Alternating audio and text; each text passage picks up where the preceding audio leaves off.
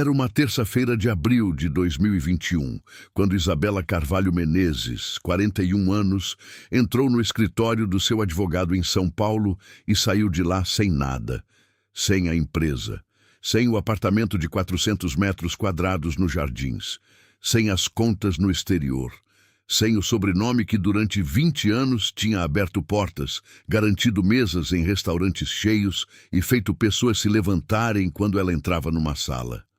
O Grupo Carvalho, fundado pelo pai dela, Hélio Carvalho, havia falido. Não por incompetência e por fraude. Uma fraude que Hélio tinha construído ao longo de 15 anos com a cumplicidade do sócio de confiança e que tinha desmoronado num único relatório da Receita Federal. Isabela não sabia de nada. Ou pelo menos era o que ela dizia para si mesma enquanto tentava entender por que o chão tinha desaparecido debaixo dos seus saltos italianos. Ela tinha cabelos castanhos escuros lisos até o ombro, olhos castanhos claros, pele morena clara, aquele porte de quem cresceu sabendo que era esperada em qualquer lugar que chegasse. 41 anos, divorciada há 3, sem filhos por escolha, com uma agenda que não tinha fim de semana. Agora tinha tempo demais e nada para fazer com ele. A mãe, Vera Carvalho, 68 anos, cabelos brancos bem cuidados, olhos castanhos, entrou em colapso quando soube da fraude. Não pelo dinheiro, pelo nome. Vera era o tipo de mulher que tinha construído a identidade inteira em cima do sobrenome do marido, e ver esse sobrenome nos noticiários associado a crime foi mais do que ela conseguia suportar. Internada por crise de ansiedade severa, ficou 3 semanas numa clínica particular, paga com o que sobrou de uma joia que Isabela tinha vendido. Hélio Carvalho, 71 anos, estava respondendo a processo.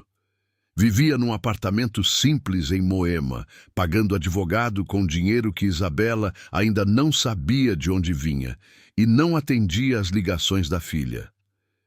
Isabela passou os primeiros 30 dias morando no apartamento de uma amiga de faculdade, dormindo no quarto de hóspedes, acordando todo dia com a mesma sensação de que aquilo não estava acontecendo com ela. Ela era Isabela Carvalho Menezes. Isso não acontecia com ela, mas estava acontecendo. Foi numa quinta-feira de maio de 2021, sem dinheiro para almoçar fora e sem vontade de pedir mais uma vez para a amiga, que Isabela entrou numa padaria simples no bairro vizinho. Sentou numa mesa de fórmica, pediu um pão na chapa e um café e, enquanto esperava, olhou para a janela. Do outro lado da rua tinha uma igreja pequena, dessas de bairro, com um letreiro desbotado. Estava aberta. Havia uma senhora varrendo a entrada com uma vassoura velha, cantando baixinho para si mesma, com um sorriso que não tinha motivo aparente nenhum. Isabela ficou olhando para aquela mulher por um longo tempo. Não conseguia entender. A senhora era claramente simples, a vassoura era velha, a igreja era pequena, o bairro era comum. E mesmo assim, ela cantava com uma paz que Isabela, com todos os seus anos de abundância, nunca tinha sentido. Algo que ela não sabia nomear fez Isabela levantar, deixar dinheiro suficiente para a conta e atravessar a rua. A senhora se chamava Dona Filomena, 72 anos, pele negra, cabelos brancos curtos, olhos castanhos escuros, avental florido. Quando viu Isabela parada na entrada da igreja, com aquela expressão de alguém que não sabia por que tinha atravessado a rua, Dona Filomena simplesmente disse: "Entra, minha filha, esse lugar não tem porta fechada para ninguém." Isabela entrou. Sentou no último banco. Ficou em silêncio por 40 minutos, olhando para um altar simples, sem mármores, sem lustres, sem nada do que ela associava à grandiosidade, e chorou. Não o choro contido de quem está em público, o choro fundo de quem segurou por tempo demais. Dona Filomena ficou do lado de fora varrendo. Não entrou. Não perguntou nada. Só ficou. Nas semanas seguintes, Isabela voltou. Não toda semana.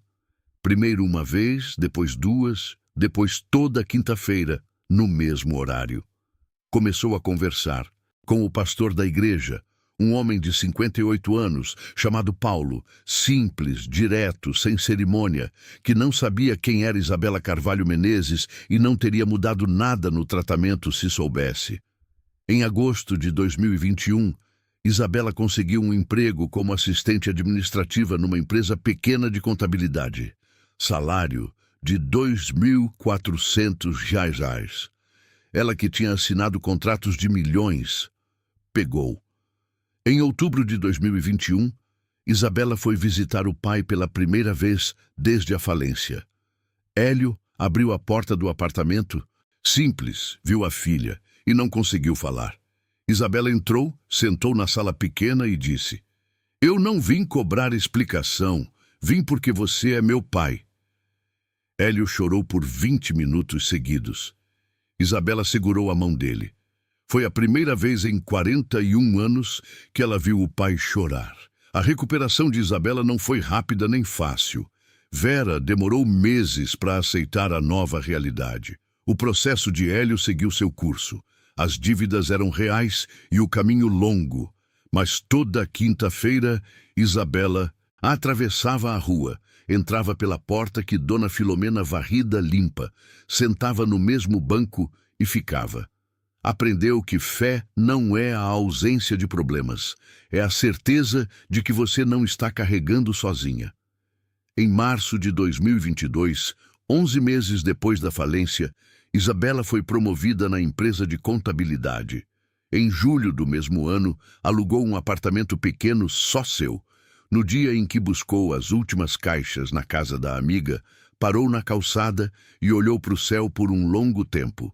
Não tinha saltos italianos, não tinha motorista, não tinha o sobrenome que abria portas. Tinha algo que nunca tinha tido antes, a certeza de que o chão debaixo dos seus pés era real e que ela, sozinha, sem o nome do pai e sem o dinheiro do pai, era suficiente. Dona Filomena ainda varre a entrada toda manhã. Isabela para conversar sempre que passa. Às vezes leva um pão da padaria de frente. Às vezes, só para. E as duas ficam ali por uns minutos, no sol da manhã, sem precisar de mais nada do que aquilo. Se essa história de fé e recomeço tocou seu coração, deixe seu like para que mais pessoas saibam que perder tudo não é o fim. Pode ser exatamente o começo. Inscreva-se no canal e ative o sininho para mais histórias reais que vão te lembrar que Deus age onde a gente menos espera. Conta nos comentários. Você já passou por uma perda que depois se revelou uma virada? Como foi esse momento? Compartilhe esse vídeo com alguém que está passando por um momento difícil e precisa ouvir que o chão volta. Pode ser exatamente a mensagem que essa pessoa precisa hoje.